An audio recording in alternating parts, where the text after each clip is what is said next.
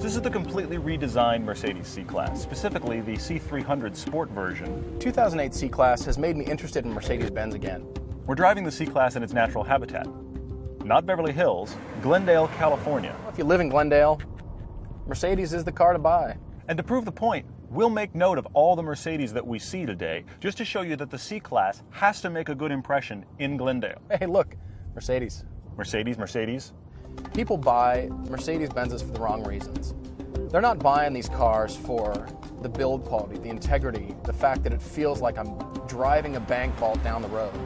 No, they're buying it because of the three-pointed star in the hood. It conveys a sense of wealth. Mercedes, Mercedes, Mercedes. Hey, look, Mercedes. Mercedes, Mercedes. This is just Glendale. It's got 228 horsepower. Doesn't sound like very much. The surprise here is just how much power the car seems to have. This motor is very torquey, and you can get up to 90 just like that. I actually like the engine and throttle response in the C300 better than I do the 328 BMW. Smoother than a mayonnaise sandwich. If you want to get crazy, you find yourself in the AMG version of the C-Class that has 451 horsepower, which is kind of like putting a nuclear missile in a toaster.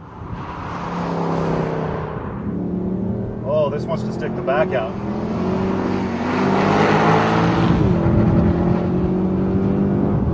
This is fast, holy crap. Quick, balanced. I'm not really a Mercedes fan. This really wants to convert me. The C63 feels like it wants to get away from you. It's a dog on a chain and it's pulling awfully, awfully hard.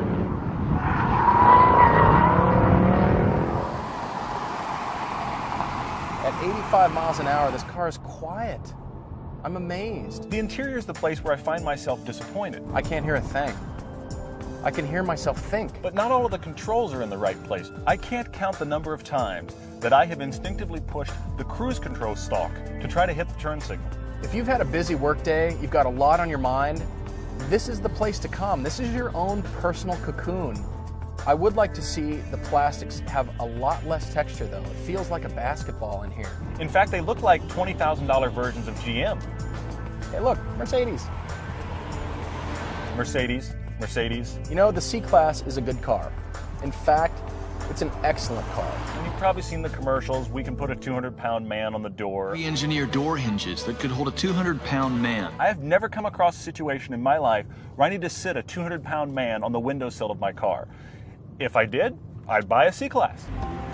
The handling is good, it's crisp, it's precise, you just have no road feel. This car almost drives itself. It's so smooth, it's so quiet. It's like the world's greatest driving simulator. It insulates you from the driving experience. You get the impression that you're driving, but you also kind of have the impression that if you fell asleep a moment from now, it really wouldn't matter that much. Mercedes. Mercedes, Mercedes. Hey, Mercedes. And a Mercedes. And if I'm lucky, later in this block, there'll be a Mercedes. Oh, Audi A4. We're mixing it up a bit. The thing is, I like the C-Class for all the reasons that I don't usually like cars. This fails where the 3 Series always shines, and that is that enthusiast road feel. This has none of that. But if you're looking for a car that's going to disconnect you from your scary environment, or hey look, Mercedes. The reason I would buy this car is for the racing history, the heritage, the build quality, the engineering, the fact that it insulates me from the road. I like that sometimes. I really like Mercedes, and I like the C-Class a lot. But I also want a car to be involving, and this doesn't really care if I'm here or not.